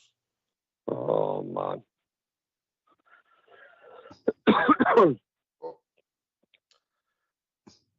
Anyway, lad. What's that, mate? Anyway, I was listening a bit of your chat about my friends from the East End of the city. You know, the cheating carry on, the referees, the VAR. Is that a surprise to anybody? Is it really? This is how I feel about it. This is how I feel about it. When we went down to the bottom of Scottish football, you've got to remember what you're dealing with here. They're a political club. Their fans support every terrorist group for the Middle East right through Europe. And they put everybody in the right places, SPSFL, SFA, you name it, Glasgow councils, right through to the European stage for Lowell, get his fucking Yafers door. They got all their people in the right places, mate. That's, listen, it's not a case of, this just happened. That absolutely not. They've made sure that we're going to feel the wrath for years and years to come, and it's going to happen again and again and again. They 2 guys involved that day, they're 2 Tims. End of story. Cheats. That's how it should be said, and that's how it is. And anybody can see it. Any Rangers fan that can see what's happening is blind, man, really blind. The 2 of them they've made absolute. They're not even hiding it anymore. They're not even hiding it anymore. That was 2 Tims making sure that Teddy Bells never get that penalty kick. But know their backgrounds. Stop dressing it up and stop being nice, because see if the shoe was never fit, they'd be on it saying it how it is. And that's how I see it. Their club's political sized right through, cheat, lie, scratch. They're terrorists with balaclavas and shirts and ties on. That's the way I look at that mob. That's just how I see them. And that's how it's going to be until we wake up, until our club starts fighting back and coming out with the truth, how we see it, because it is definitely how it is. I think one of the things that would help us, mate, if we could get united, mate, yeah, always helps if you're stronger together, you know. I think that's been said. Of course it does. Or singing after one hymn sheet. It's how you go about that, but you know. You need a focal point. You also need a focal point. And sometimes that may not be the club, it might be somebody with the club, or it can be somebody within the club. But we need a focal point to drive us forward, because we've got right on my side, and hopefully it doesn't go away, because you can't let it go away. And I think that's the point the whole Bears been making. That we get it, you move on to the next game, but you can't let it lie all Bear. You can't let it lie, mate. It's got to be sorted out, because this has been going on for years now, and it's got to. The decision there is only a decision in a football game. We all agree with that, but it just highlighted it without any shadow of a doubt that cheating's going on in the game. It's a fact, mate. Stevie's right. The political side's all there to be seen. We've heard it. Useless is away now. I mean, he was out for shouting for Rangers to get done for something they didn't even do. You know what I mean? So it's madness, mate. But that incident, I know they're all trying to play it down, and they're all trying to belittle us, and they try to the usual format. I went through it the other night. The usual format. It's a set agenda, mate, when they get caught at anything. But at the end of the day, if the rest of the clubs and other people outside of football and UEFA and all don't look at this and say, hold on, what is actually happening? I wasn't kidding on about sponsors looking at this as well, because especially the betting sponsors, you cannot say this is fair. You can't say that there's no Buster Keaton going on there, and that is criminal act, mate. That's no just a football or I'm one side and they're on the other side or whatever. This is criminal now, mate. This is out of order. This is completely out of order. And it might sound daft because it's only a football game, but there's things outside of football. There's money getting pumped into football for various people all over the place. They're going to start asking questions as well, because it's obvious that the clubs themselves are not going to do it, because they get the phone calls in the background all the time. You know what happens? Email FC Dundee, you know what I mean? I didn't send the email. I did send it. No, I can't remember I sent an email. I did send it. Oh, it just disappeared then. We'll leave that alone then. We'll just let. Then you get the SFA and the SPFL blackmailing them, but money coming. They were due blackmailing them for them to get a decision. Then you've got Maxwell, who actually killed and destroyed the oldest football cup trophy in the world. The credibility of that shot, mate, totally shot. He threw the rule book and the bin so Celtic won a treble. That was ridiculous, mate. Absolutely. And he got away with it. Nobody said it again. All the other clubs sat back and let it happen. So it's got to be sorted one way or another. And I think it's going to be outside of football now, because you can't get anybody inside the football. They're not prepared to back Rangers. As soon as it's Rangers, don't want to know. You're getting clubs saying it benefits Rangers, we're no interested in. Well, it's not just, we're not shouting for things to benefit us. We don't want anything to benefit us. We'll take everybody on fair and square. That's all we're saying. Just give us a fair playing field to play on. And we'll take any challenge on. We're up for it. But we can't do it. And there's definitely dodgy dealings going on, mate. Dodgy dealings. And it's no right. It's got to be sorted, mate. And you can't let it go. And they're always laughing, sitting going, they're still going on it. I'll go on this forever till something's done about it. And that Connor now, as you've said, has got a game this week. I mean, that guy should never, ever be in football, ever again. He should be kicked straight out of football. Him and that Muir. And there's another one in there. I'm not quite sure who that is, but there's a third one in that box as well. There's another one that's been involved with us. Maxwell should be getting his jotters as well, yeah? Of course, he did his jotters years ago. He's his jotters years ago, mate, along with Doncaster. I mean, these clowns. These clowns have been siphoning money out of the Scottish game for years, mate. They're clowns. They're absolute clowns. But they're getting away with it. Why are they getting away with it? Because the rest of Scottish football is letting them get away. The Rangers are not letting them away. We've tried to take them on a few times, and every time we do try, the mainstream media back them up. Oh, they're right. Well, they're not right. They're not right. This has proved the point. But again, the mainstream media will not pick it up. They won't. So it's going to go outside of football now. It really is, mate. Cheers, mate. Southside, Clement came across reasonably well there in his presser, yeah? Made some sense talking about players. Obviously, there's players going to come in. Maybe it doesn't take a genius to work out we could do with a centre-half. Everybody seems reasonably fit for Thursday's game, mate. Aye, sounds positive. You talked about different permutations you can add into different team selections and stuff. So it looks like he knows how he's going to manage the players over the next two games. Probably pick the start the strongest 11. Probably a wee bit horses for courses. Maybe he'll look at St Mirren, maybe see they've got a couple of their weaknesses where he can expose, and he'll pick that team accordingly, and Motherwell might be slightly different. I think we'll have changes in both of the games leading up to the game we play at New Year. So aye, I'm just looking forward to seeing this Love Street and or whatever they call it in Paisley. But the most important thing is getting the 3 points. Whoever gets selected for the jersey, mate, we need to make sure we cement these 3 points. Mm-hmm. Point to our performance first and foremost for me. AK mentioned Ross McCausland then said he's been fit, no fit by a foot injury. Listen, I thought the boy looked miles off it on Saturday when he came on, mate. He had the bad miss, but not just that, his whole performance. I've got to be honest, I thought it was pretty poor. And listen, I wish he would cross that bridge and be challenging for a first team position, but I don't see it at the moment, mate. Aye, well, certainly if he his introduction into the team last season, he had a positive impact, didn't he? And he was a bit of fresh air, to be honest with you, to the team. Came in with a good attitude, showed good level of performance, but maybe it's a time for Archie Stevens then to step up and give an opportunity to a boy like that if he's looking to take Cherny off around about the 75 minutes, 80 minutes, something like that. Throw a boy there, a jersey that maybe wants to come in there with a wee bit, impetus to make an impression on the team. So, but it's options. It's about getting the bodies out onto the park now to get us the victories. This is a stage of the season. You're not going to get pretty fit, man. It's just all about results, and the 3 points is the most important factor. We'll be joined by Bob J. Evening, Bob J. Good evening, everyone. How are we doing? Okay. Hi, Bob J. All right, mate, yourself? Aye, that's fine. Good to hear you, lads, on the verge of Christmas once again.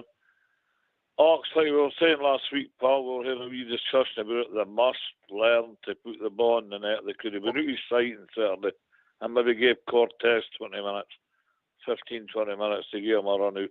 But it never transpired that way. We didn't struggle to a victory, but you never know.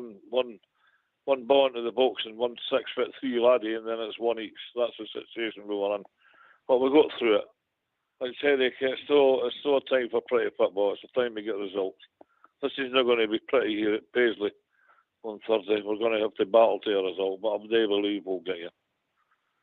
So I heard the manager today, and I thought he spoke a lot of sense today, the man. Because they gave anything away to them. So we'll see what transpires. Southside, and then we'll go to Bridgeman. And Bob just summed it up. We said at the start of the show that was a 1-0 game, but at times it could have been 10. This wasn't just efforts. These were sitters we missed Southside, wasn't it? Cherny was unlucky. He cut inside the box. The goalie made a decent save for it. But Bob J, I was hoping we'd have scored a few more goals against Dundee. But the minute we kicked off, they went into the 5-4. But it's down to us to break them down. If Tierney's goes in, Ignaman's goes in, which it should have for 4 yards. Absolute sitter. The game could have been a lot more comfortable for us. And that's the thing, we didn't make it. We made it a wee bit nervy. They get a wee bit more ambitious as the game went on. And they obviously were just looking for free kicks, long throw-ins, corners, whatever they could. And hoped that they might have nicked something. But listen, at the end of the day, we got the 3 points, and that's what mattered. The weather conditions wasn't great. It was really windy out there. Wind and rain was swirling at times. And it's not always great for football. But at the end of the day, we got the job done. And we've just got to look forward to go to St Mirren, who will be similar. Play second balls, look for set pieces and all that. But we've just got to go there and try and get 2-0 up as early as we can. And then hopefully we can coast it for there. That's the way we've got to look at it, Bob, during the next 2 games going forward till we get them at Ibrox. Well, that's right. I keep on running, keep on picking up the points. As Albert keeps saying, I believe him, this league's not done yet. All right, it's not going to be easy, but it's not done yet. So we'll just keep on picking up the points. You beat them, well, everything's a wee bit. We've still got a game in hand, haven't we? Have we got a game in hand to them? No. Well, it doesn't matter. Beat them. You'll be back in the melting pot of it again. So not going to be easy, but keep on going, picking up results. We're getting people back fit again. It's a shame what happened to Suter, but I'm sure we'll replicate that in the January transfer window. I hope we do. We keep battling on that we do need a centre half, and I do believe we'll get you. So, yeah, we'll be fine. We'll be there. This will be a tough game on Thursday. They always make it tough down there, but you say, full of big laddies. They'll pack their own box and try and hit you in the break. The usual thing, corners, throw-ins, etc. That'll be the same as we watch every week, but Rangers will overcome it. We know what's coming, so we should be able to overcome it, Put the ball in the net, AK. That's what it's all about, Ox. That's what it's all about. The 3 points. We can make it easier for ourselves. We all know that. We'd love to be coming away for Ibrox, say a 3-4-0, and then go to Love Street or St Mirren Park, 3-4-0. But it's all about victories. The character of the team, this is a tough bit of the season, and it's just about, we need to be perfect to give ourselves any opportunity. So let's just keep rolling up the wins, bit of momentum.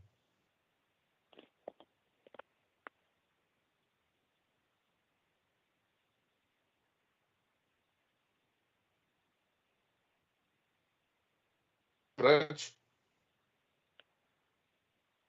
Yeah, St Mirren going to be tough again. I'll say it again.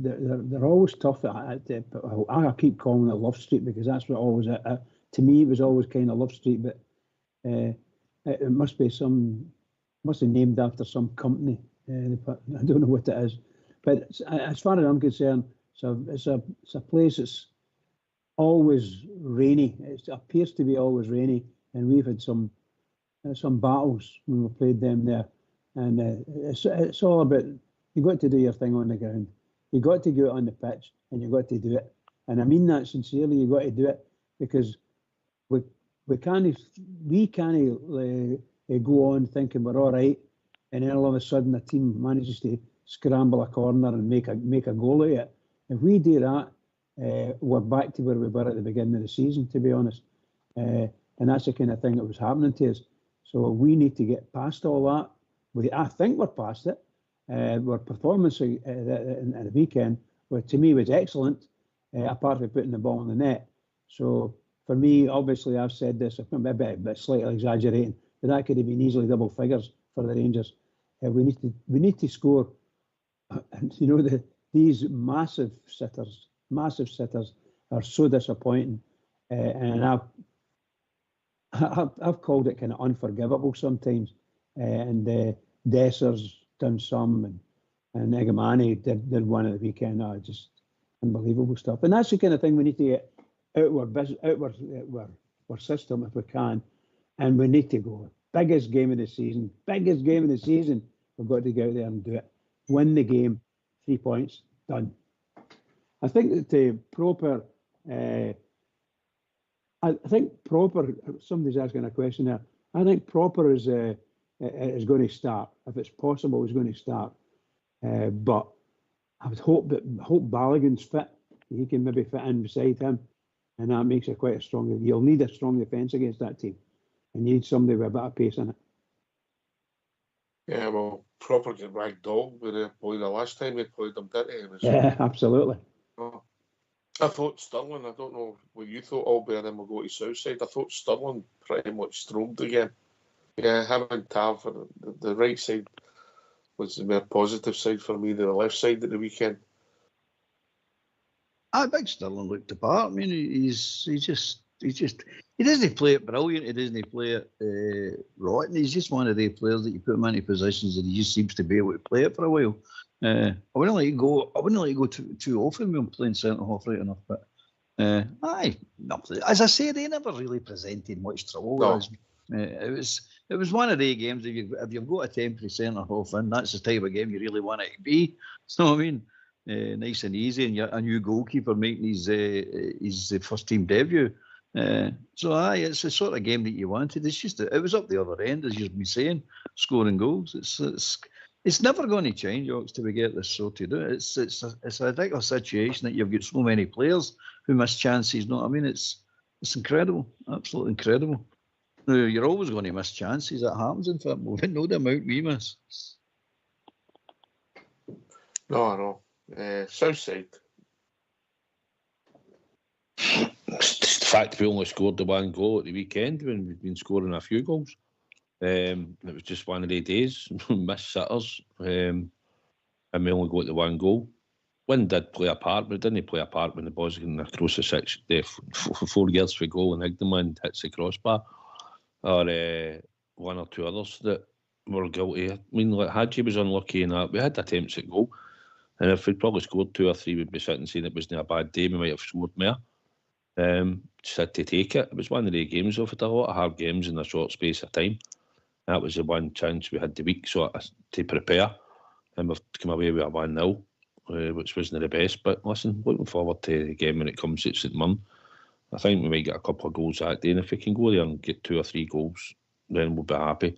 But they'll come with corners. They'll be dangerous because he's got them set up well for corners and set pieces. They seem to know what they're doing. So we need to guard against that because that'll be an asset to them. Don't think they'll score many goals over anything that's open or anything like that. I think it'll be long balls into your box or whatever, free kicks. So as long as we go out and we play the type of football we've been playing, passing, managing to make chances, and hopefully when it comes Boxing Day, we'll get our rewards. We'll finish them off, and if we finish them off, we'll win the game. Right, back to Bob Ger. Bob Ger, thoughts?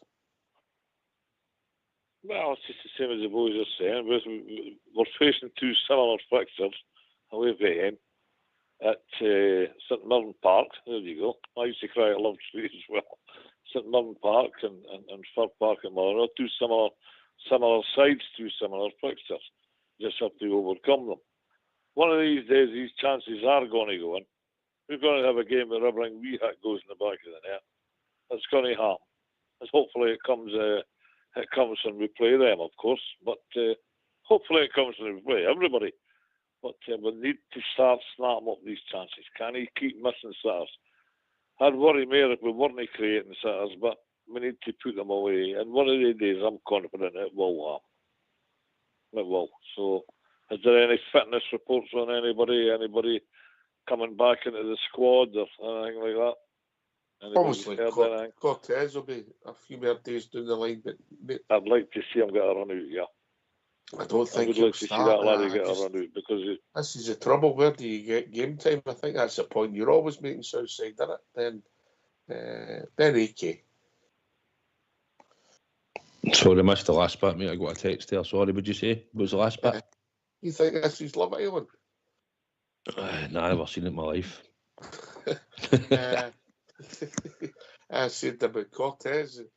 I want to see Cortez back. I don't think he'll be playing a part yet because he's not getting any minutes under his belt.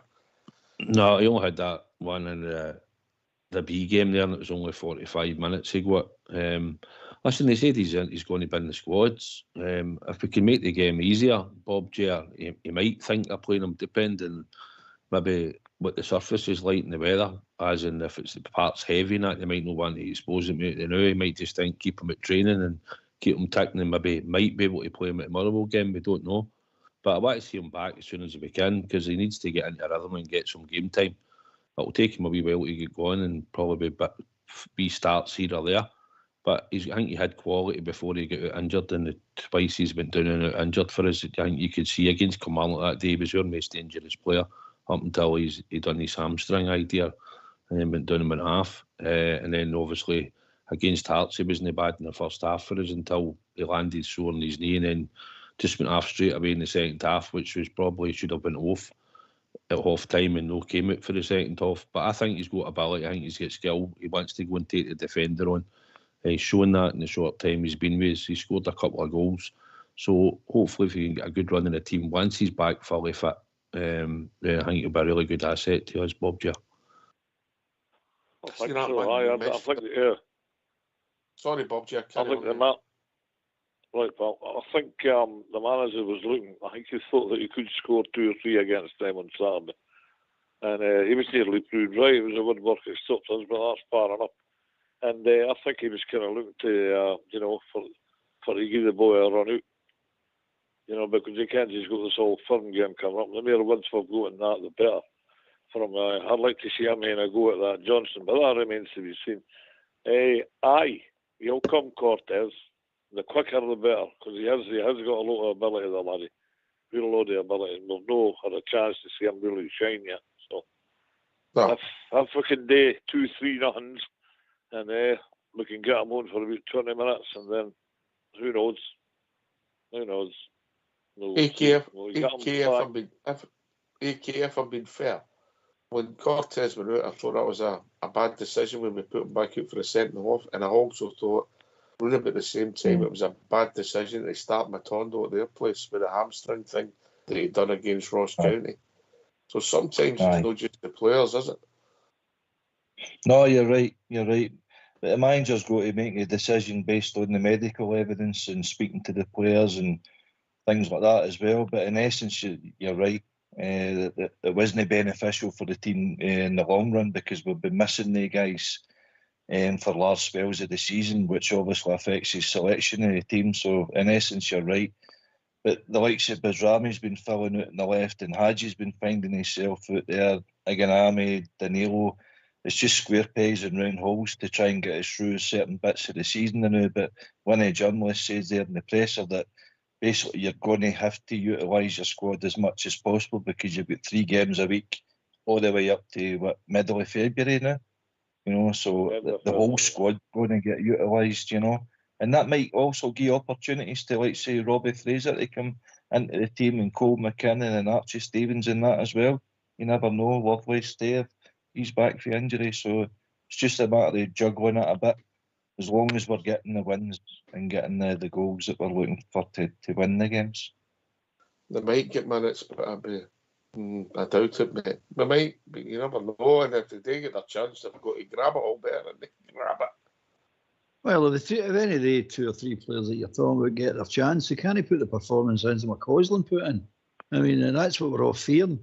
That no, it's come out that McCausland's been injured. That's fair enough, but still, you get pushed off the ball very, very easy, mate. Very easy. And if you're bringing these boys in and they're going to get pushed off the ball, you can't afford to put them on the park.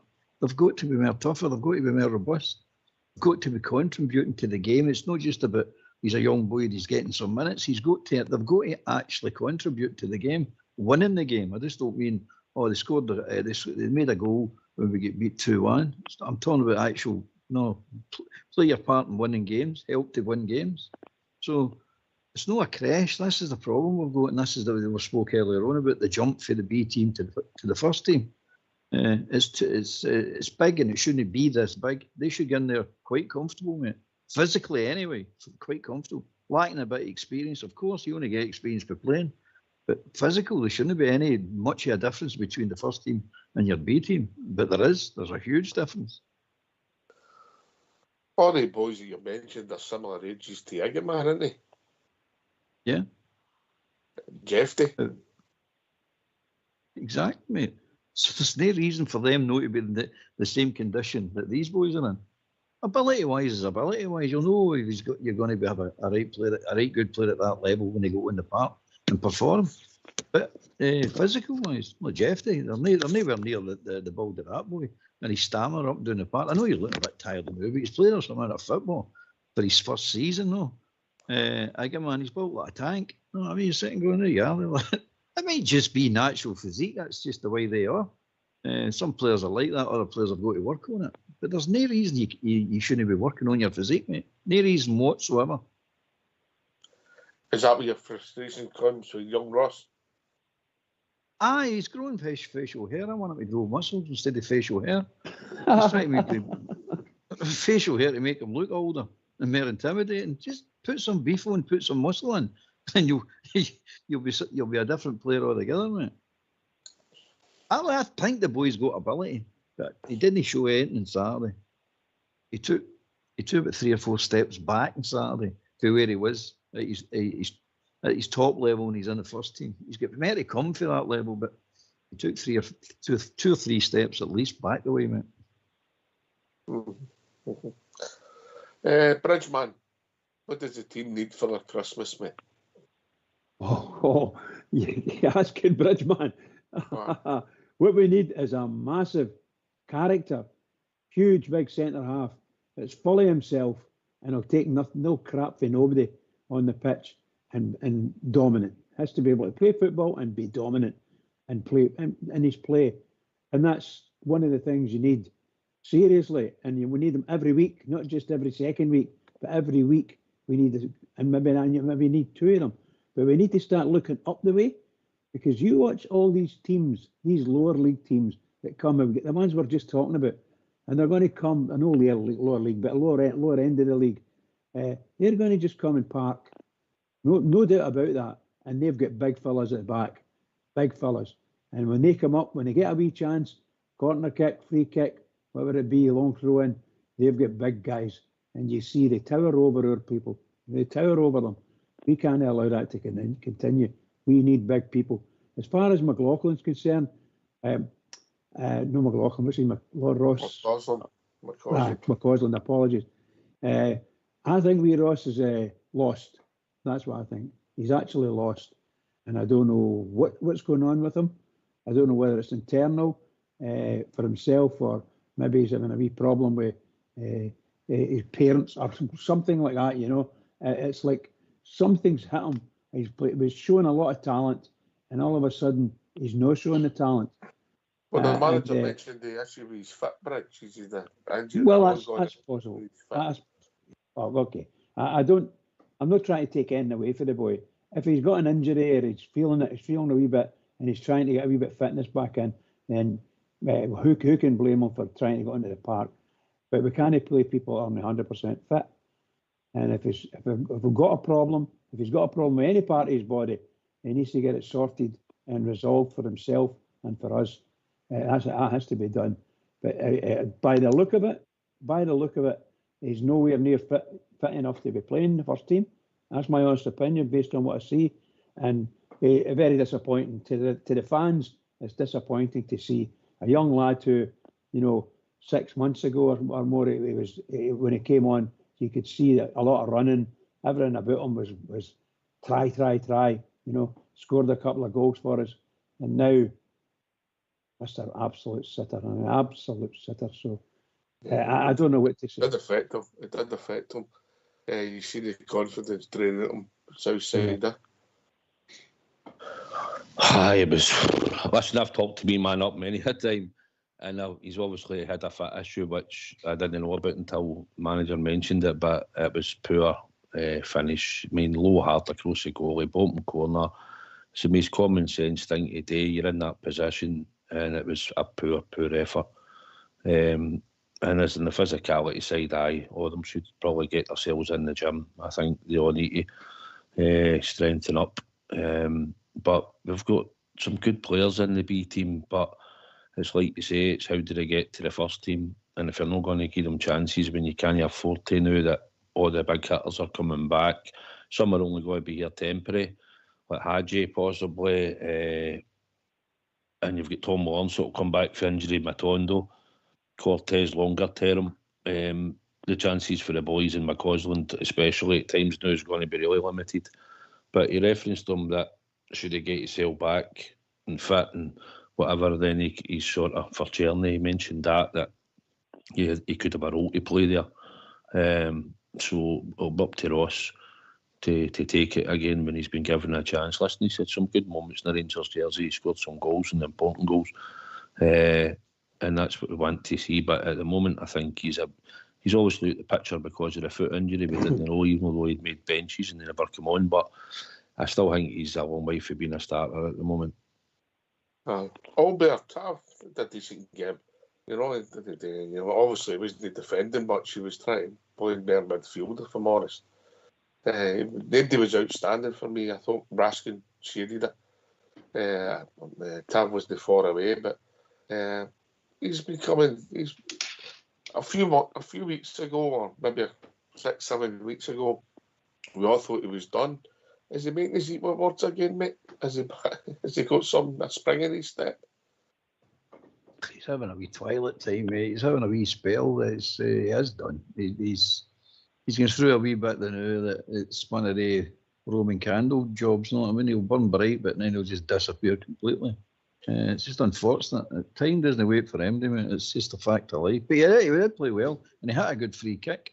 That's his best free kick for a while. He should have scored with that one. Deserved a goal, didn't it? It definitely did. It was a cracker of a free kick. And then he followed up later on with a volley that somebody blocked. I mean, he caught it sweet as a nut. But I hope it lasts. I hope it lasts for the rest of the season. I hope it lasts for the rest of his contract. It's supposed to be what he's going through there. It'd be good. But I don't think it will, mate. But he played all right. Mate.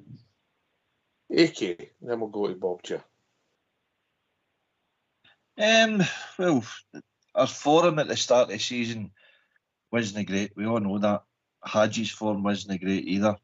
Our upturning form, is it a coincidence that Hadji Tavernier has contributed positively to that? I think the introduction of Hadji coming into the team, Danilo coming back into the team has gave us, and Dessers and Lawrence also dropping out of the team. I think a combination of all these things has been a factor. There's been an upturn in results and performances. Tavernier's his record's there for everybody to see. His individual stats is up there with anybody that's ever played with the Rangers, to be honest with. But unfortunately, his trophy count, hasn't he? That's the target that gets brushed all the time. It's not his fault. Contribution-wise, he's there just about every season. His availability is there every season, you know, so factors having there going forward. I think he's coming to the end of his time, but this season, if he can keep up the positive contributions that he's making to the games that he's making, then hopefully that'll give us positive results going forward.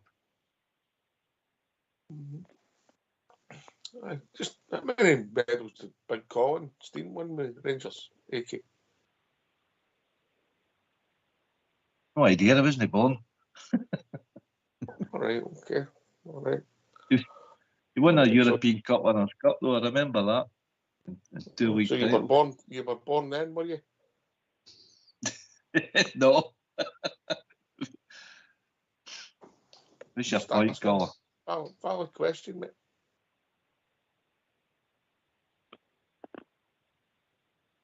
How many medals? I'll come back to you. You can check it out, yeah. Oh, Colin, League Cup, 2 leagues, I think, and a Cup Winners' Cup. We didn't get his second league better. Yeah? When were the 2 leagues? So, no, 75. No, one league. But he didn't even get a medal for that. Didn't he play enough games, mate? I know. He's still Rangers royalty, though. I never said he was, but I just asked you a question. A valid question, yeah. Yeah. How many medals? You tell me. You've got the answers in front of you. I know the answer. I'm asking you, but you can go and find out. Google's your friend, as I pointed out to you, yeah? Right. Come back to you. I'll come back to you. Yeah. Interesting how people see perception of players. The medal count. Others are royalty and others aren't they? Interesting. Well, no, I'm saying Tav because if he'd have scored that Seville game, he would be above royalty maybe if he'd have got the winner. But aye, Bob J. Which player were we talking about in the 70s there, Ox? I didn't quite catch it.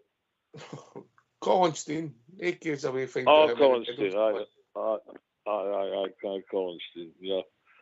Aye, well, I could tell you the story of Colin Steen, but I'll leave it between the two.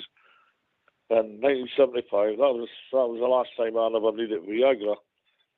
Well, there you go. Well, I'm just wanting to wish you all a very, very Merry Christmas, and we'll see where the Gers go for here on Thursday, and hopefully I'll go for a 2-0 win for the Rangers, and then we'll go to Motherwell on the Sunday. But I want to wish you all a very Merry Christmas, a very, very Merry festive season, and it's been lovely to be on this year again. And we'll see you the other side of Christmas, eh? You here, Bob J. Thanks very much, mate. Always good to hear you. Right, everybody. Take care. Have a nice festive season. I'll see you on the other side. Bye-bye now. Cheers, mate. Hey, Bob. I don't like when he says that. I'll see you on the other side. Albert. Steady now. Steady now. You know what I mean? What's happening here?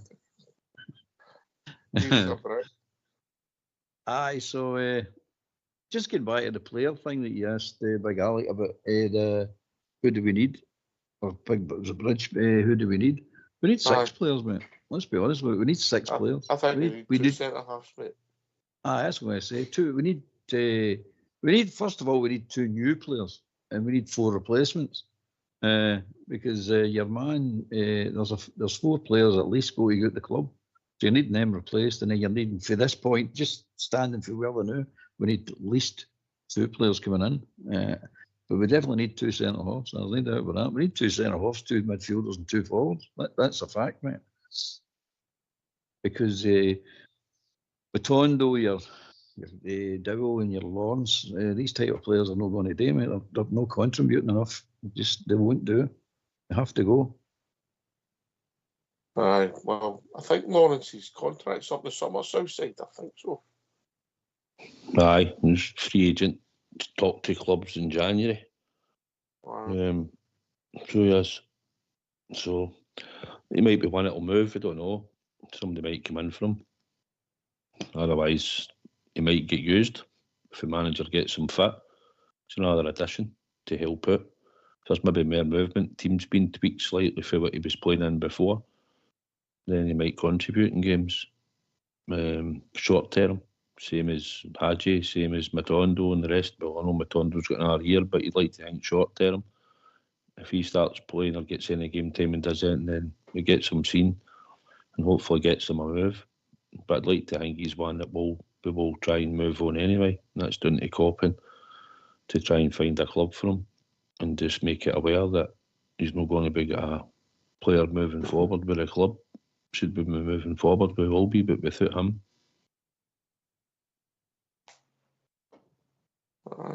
Interesting to see how it pans out.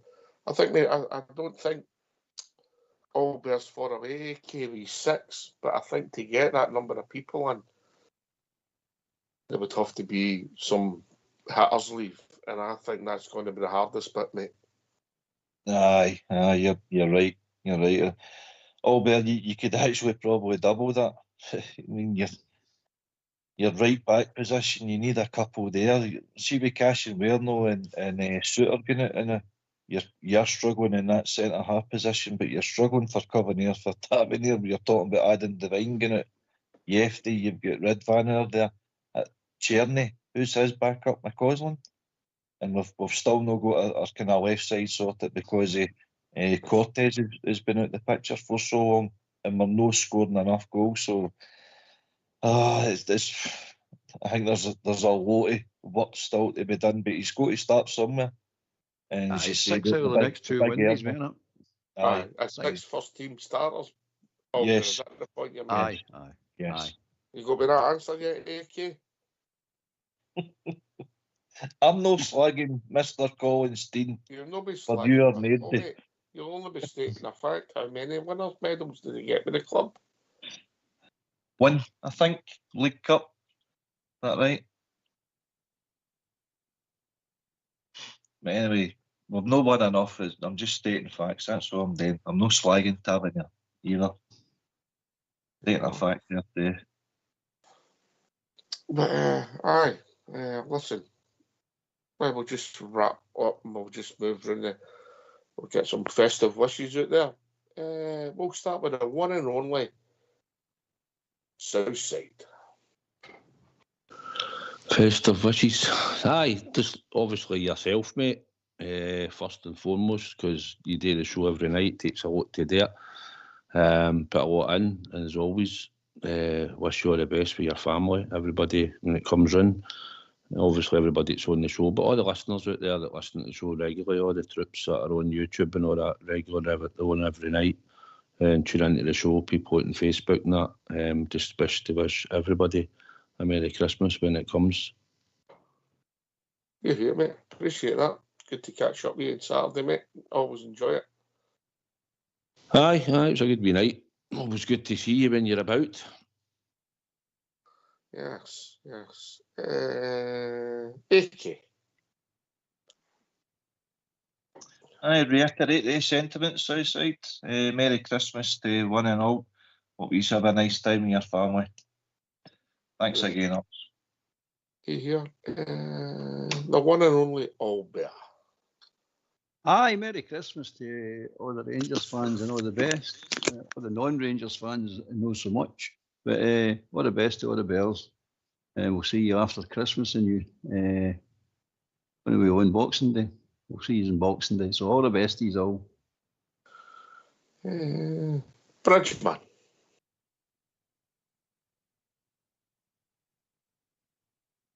Oh, we've mentioned Christmas. He thought it's going to cost him money. He's melted. Give me a minute. It just fell apart. The wrong side. Oh, we're on again. Okay, that's fine. Sorry about that, boys. You, Bridge. You must be on mute, Bridge. We can't hear you. I'm not on mute. No, I'm not. Can't hear you. Oh, jeez. What is going on?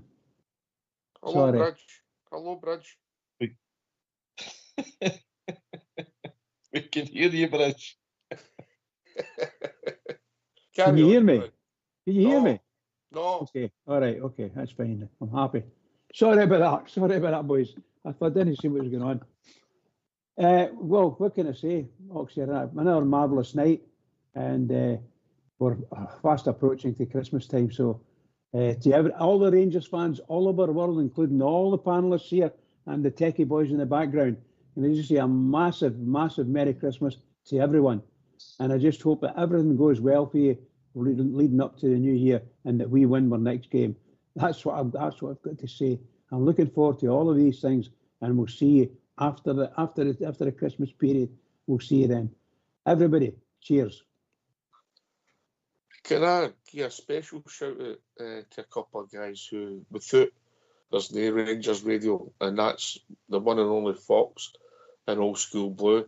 And by the way, a special shout out to Old School Blue and his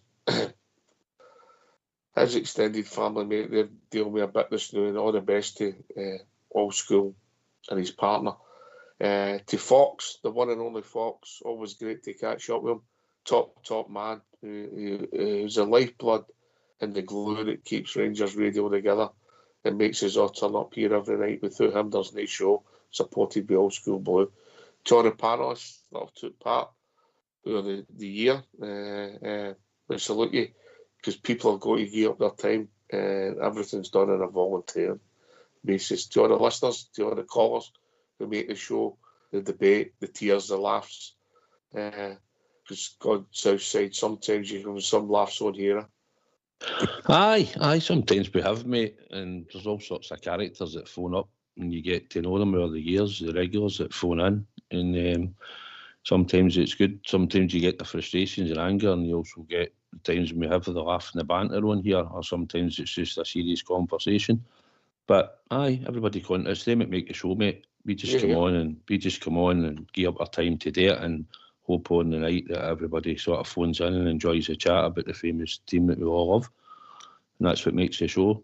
But aye, to everybody out there, I hope Christmas is a special time for everybody, and we'll look forward to getting back and talking about the famous Glasgow Rangers again. Hopefully we'll be win in the next 3 games, and that's all that matters to all us, mate.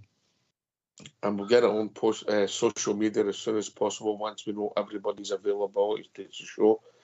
To everybody out there in the Rangers world, have a very, very, very Merry Christmas. All the best to you and all your family, and I hope all the children got all the stuff they want. Thanks for listening. Enjoy your festive. Take it away, Old School Blue.